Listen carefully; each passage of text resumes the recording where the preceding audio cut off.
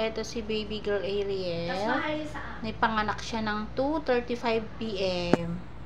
Baby girl. 3 kilos si baby. Ayan.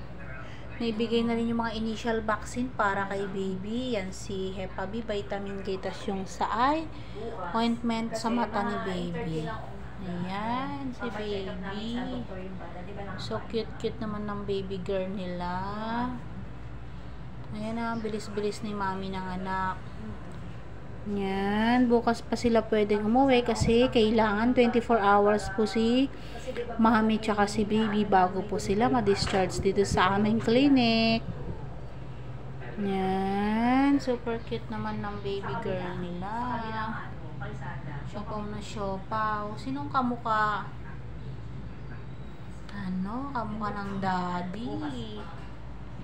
Ayan, baby girl, pink na pink, pati mga damit.